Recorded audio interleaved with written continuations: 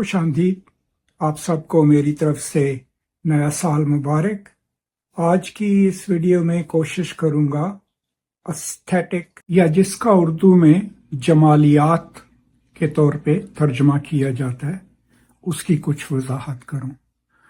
अब ये चीज़ वाज़े कर दूं कि इस वीडियो में बाज़ औक़ात मैंने जमालियात की बजाय गलती से अजमालियात का लफ्ज़ इस्तेमाल किया है, तो जहाँ भी कहीं पे आपको वो लफ्ज़ नज़र आए ज़हन में यही रखिएगा कि मैं जमालियात के बारे में बात कर रहा हूँ।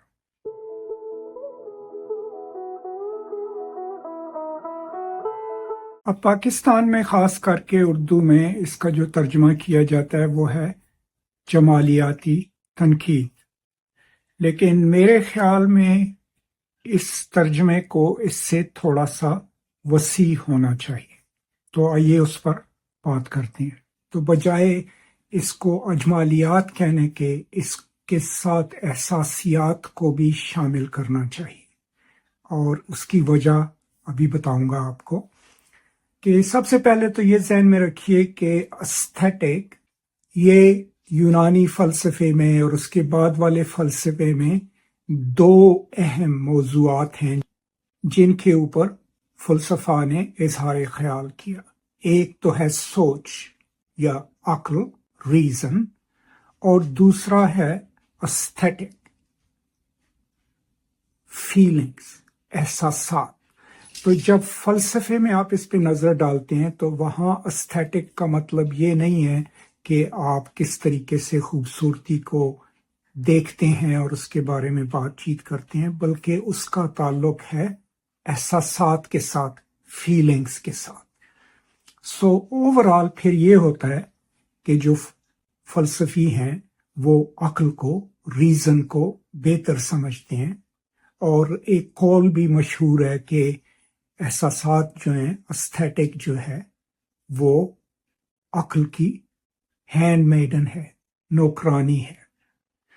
सो मकसद फ़लसफ़े का ये है कि हर चीज़ जो हम इस दुनिया में करें या सोचें उसको अक्ल के साथ, रीज़न के साथ, सोच के साथ समझें और उस पर अमल करें, और उसके मुकाबले में जो भी चीज़ हम एहसासात के ऊपर, फीलिंग्स के ऊपर जिसका इन्हिसार हो उसको कमतर समझा जाता है।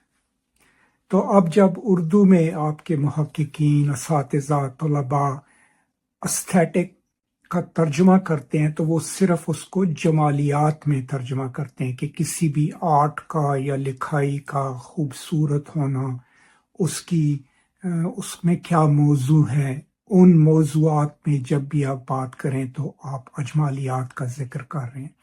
लेकिन मेरे ख्याल में एस्थेटिक को सिर्फ अजमालियात में तर्जुमा करना जो है वो इसका जो अहम मतलब है वो हम फिर भूल जाते हैं। और अहम मतलब क्या है?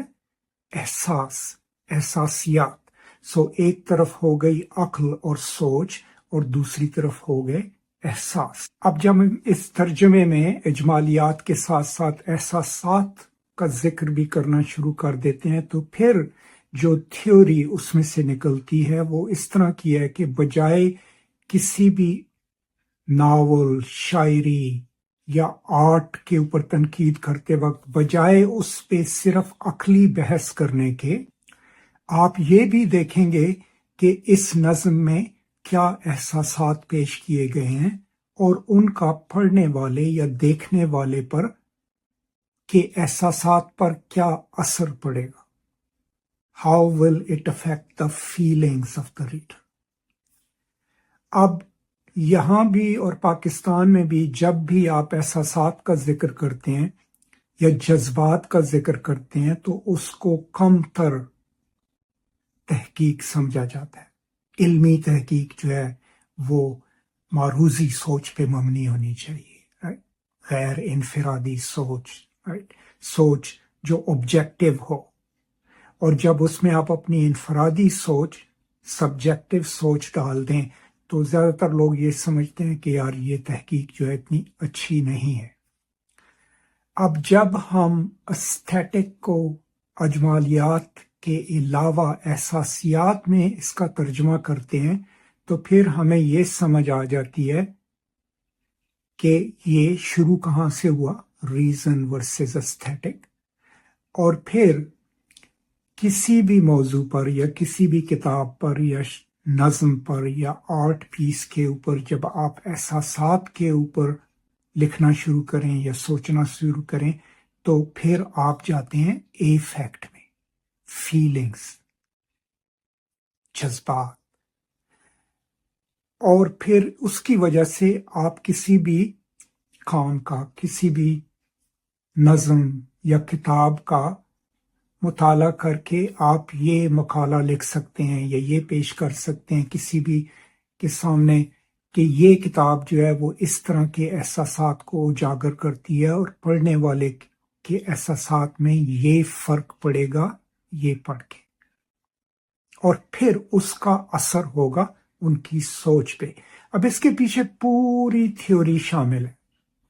میرے بہت اچھے دوست ہیں ڈاکٹر مارک براکر، ان کی کتاب کا میں ڈسکرپشن میں لنک ڈال دوں گا. ان کے مطابق اور بہت سے دوسرے محققین کے مطابق بھی زیادہ تر اس دنیا میں جو تبدیلی آتی ہے وہ صرف سوچ کی وجہ سے نہیں آتی بلکہ احساسات کی وجہ سے بھی آتی ہے. لوگوں کے دل دوسروں کے لیے نرم صرف اس وجہ سے نہیں ہوتے کہ آپ ان کو نمبر دے دیں کہ جی 50,000 لوگ بھوکے مر رہے ہیں. نہیں، لوگوں کی سوچ بدلی ہوتی ہے جب آپ ان کے احساسات اجاگر کریں اور ان کے دل میں جو بھی ہمدردی ہو دوسروں کے لیے اس کو ٹارگٹ کریں.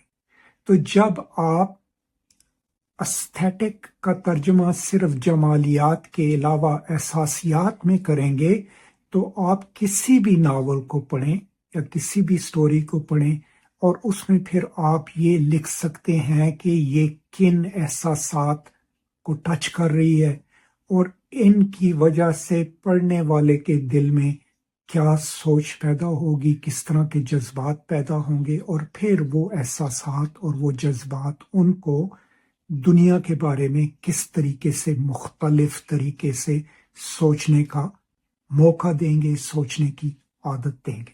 تو صرف ترجمے میں تھوڑی سی تبدیلی کر کے بجائے ایستھیٹک کو صرف جمالیات میں ترجمہ کرنے کے، اگر اس میں ہم اس کا جو اصلی مطلب تھا احساسیات، ایستھیٹک جو ہے وہ احساس، فیلنگز کی تھیوری ہے، تو جب ہم نے وہ شامل کر دیا تو ہم کسی بھی کام کی خوبصورتی، اس کی لکھائی، آرٹ کی ارینجمنٹ کا اجمالی تجزیہ کر سکتے ہیں، لیکن پھر اس کا احساسی تجزیہ بھی کر سکتے ہیں کہ یہ کتاب، یہ شعر، یہ شارٹ سٹوری کس طرح کے احساسات پر مبنی ہے اور کس طرح کے احساسات اور جذبات پڑھنے والے یا دیکھنے والے میں پیدا کرتی ہے یا کر سکتی ہے. اور پھر وہ احساسات جو ہیں، ریسرچ جو لوگوں نے کی ہوئی ہے جذبات کے اوپر، احساسات کے اوپر، بہت بہتر طریقے سے لوگوں کی سوچ، تھاٹ کو بہتر بنائیں گے اور پھر دنیا کو وہ جس نقطۂ نظر سے دیکھتے ہیں اس کو بھی بہتر بنا سکتے ہیں. اس موضوع پر بعد میں اور بھی کچھ کہوں گا، لیکن فی الحال خالی یہ بتانا تھا کہ اگر آپ ایستھیٹک کا ترجمہ استعمال کر رہے ہیں تو صرف اجمالیات کی بجائے اس کو احساسیات کی مد میں بھی ضرور سوچیں اور پڑھیں.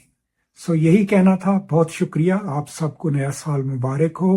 اس سال کوشش کروں گا کہ اور زیادہ مواد اس اردو چینل پر آپ کی خدمت میں پیش کروں. برائے کرم اس کو اوروں کے ساتھ بھی شیئر کریں، اور اگر آپ کے ذہن میں کوئی بھی سوال ہو اس ویڈیو کے بارے میں یا میرے باقی کام کے بارے میں تو برائے کرم اس کو کامنٹس میں ڈال دیں اور سبسکرائب بھی کریں. بہت شکریہ. خدا حافظ.